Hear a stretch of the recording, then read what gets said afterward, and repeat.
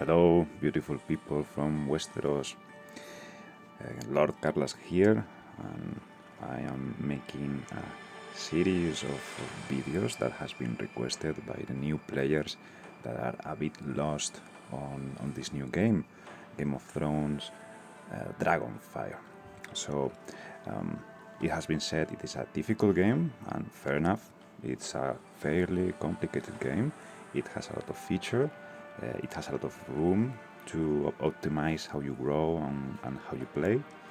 And so I will try to cover from the basics to the more complex aspects of the game, right? So it's not my intention to become a YouTuber or anything of sorts. So feel free to give a like if you want, and if not, pues then don't. Okay. So if you have any further questions when you see any video you think I missed something, feel free to comment and to post any questions that you may have. Also, I will apologize in advance because English is not my first language, so I may speak well the way you are hearing, right? So what is this game? What is its purpose? How you play it? How you win it?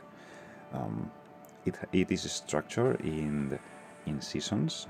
Each season will last 60 days. Okay, you can see here if you click in the banner, then this campaign, this season, will end in 54 days, right? Almost 55.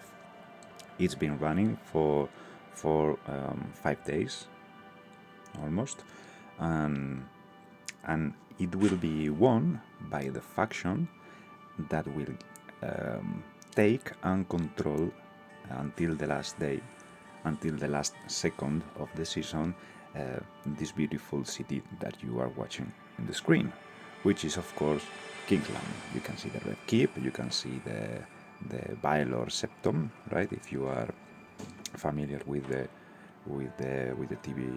TV show. And in order to control it, you will have to work with your faction. What is a faction? Okay, if you click on your portrait where you can see your personal information, you can also personalize your name and your banner, which I think is the coolest thing of the game. Call me stupid, but I think it's my most favorite feature on this game. You can see in the right part of the screen that it says Southern Westeros. Southern Westeros is the name of my faction.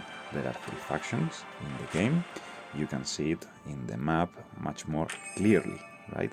You have in the lands of the Starks, in the north, you have the Northern Kingdom. You have the Centered Kingdom in the Vale, in the regions of the Vale. And you have in the south, where where Hightower is located, you have the Southern Kingdom, which actually is my faction. My keep is actually not in the main region, it's much farther in the north, and it's in this other region. The map is divided in regions. I live on the ridge, my stronghold is located on the ridge, and each region has a keep. A keep, the owner of the keep determines the owner of the region, and in order to control the region, you have to work just as the way you want to control King's Landing. Every region has to be taken, except the capital, which you start owning, right? You can also join alliances. Alliances you can only join if this alliance is in your same faction. So you cannot join an alliance if you are from the south. You cannot join an alliance which works from the north, right? I think it makes common sense, right? So in this game you have a stronghold. This stronghold you can upgrade it. It's buildings, right? You have resource buildings, you have storehouses, you have granaries, lumber mills, quarries, foundries, right? You can also upgrade your armies with these buildings or technologies. You can also upgrade your dragons, which this other line of buildings, right? I think This is very basic. You probably know this as soon as you start the game. You have 4 different kind of main resources. You have food, you have wood, stone, and iron. You will spend them on recruiting troops, especially food, and you will spend it on improving these buildings we have just covered, which they don't require food. So you will probably end up overflowing with food in the early game. Now that we talk about overflowing resources, you can go to the market and you can exchange some resources for others, right? Very, very simple. This shop will refresh every 24 hours.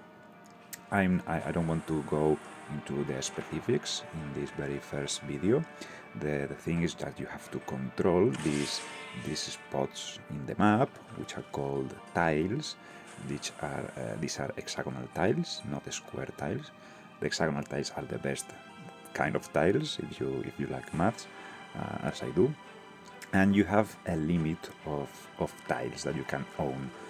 For example, as I have progressed some quite of the game, I can own 129 tiles, and I own actually now 128 tiles. If I want to take 2 more tiles, I will have to abandon 1. You can abandon them by selecting them and clicking here, which will take a while. Okay, and you can cancel this process before it ends in 30 seconds, right? You can only take tiles which are adjacent to tiles that you own or something or someone in your faction owns. See, so I could attack this tile, but not this tile. I think it's very simple, but as always, many people are new to this game, and this maybe it's the first time they play a game like this and are a little bit confused on how this system works. Each tile has a garrison. You have to defeat the garrison in order to conquer the tile, and these tiles also have like some siege points. These simpler tiles, these smaller tiles, have one point of siege. So as long as you defeat the garrison, you will always take the tile, right?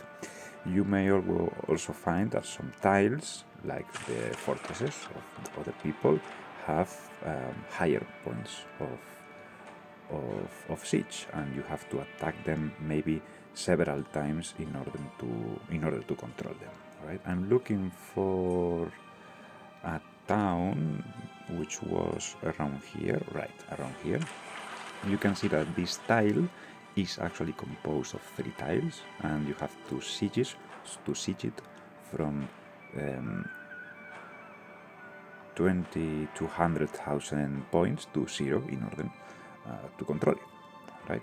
I think that's the basic about tiles. You have to take them in order to extract the resources that they offer, right? If this is a food tile, it will give you food per hour. How much?